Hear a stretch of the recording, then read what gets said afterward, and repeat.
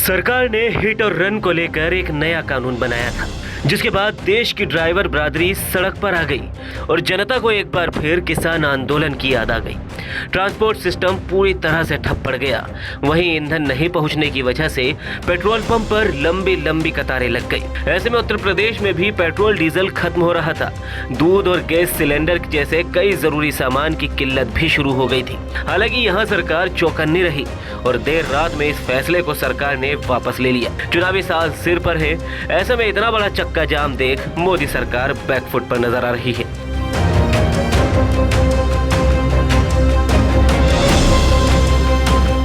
फिलहाल सरकार और ड्राइवर बरादरी के बीच बात बन गई है। बात बनने की वजह शायद यही रही कि सिर्फ 2 दिन में ही आम जनजीवन जिस तरह से प्रभावित हुआ, उसे देखा जाए तो चंद दिनों में ही देश भर में त्राहिमाम की स्थिति बन सकती थी। इसके अलावा देश में 2 बड़े आयोजन भी थे।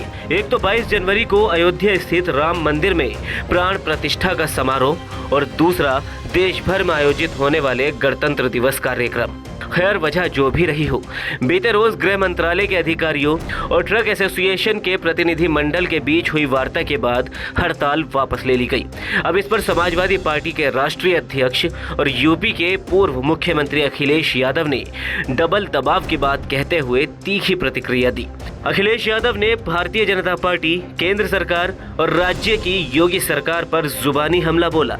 उन्होंने सोशल मीडिया प्लेटफॉर्म एक्स पर लिखा, आजकल तथाकथित डबल इंजन की भाजपा सरकार दरअसल डबल दबाव में फंसी सरकार बन गई है।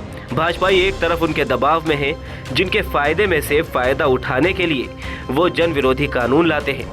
दूसरी तरफ जब जनता एकजुट हो जाती है तो भाजपाइयों को जनता के दबाव में अपने फैसले आखिरकार लौटाने ही पड़ते हैं। सपा नेता ने लिखा कि सही मायनों में तो तथाकथित डबल इंजन की भाजपा सरकार ट्रिपल खोपड़ी भंजन की सरकार बन गई है, क्योंकि इसमें एक तीसरा पक्ष भाजपा के उन तर्कहीन विवेकहीन समर्थकों का भी है जो भाजपाई फैसलों और कानूनों को सही साबित करने के लिए हर तरह के कुतर्क करते हैं।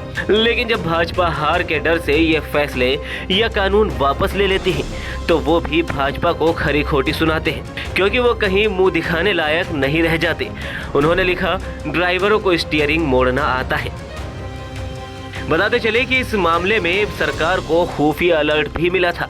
इस अलर्ट के चलते ही केंद्रीय गृह मंत्रालय ने फौरी तौर से अखिल भारतीय परिवहन कांग्रेस के पदाधिकारियों के साथ बैठक की और कानून को लागू न करने का आश्वासन भी दिया। इस अलर्ट में ऐसी आशंका जताई गई थी कि देश में कुछ राजनीतिक दलों से जुड़े लोग ड्राइवर हड़ताल को किसान आंदोलन की तर्ज पर आगे बढ़ाने की कोशिश कर रहे थे।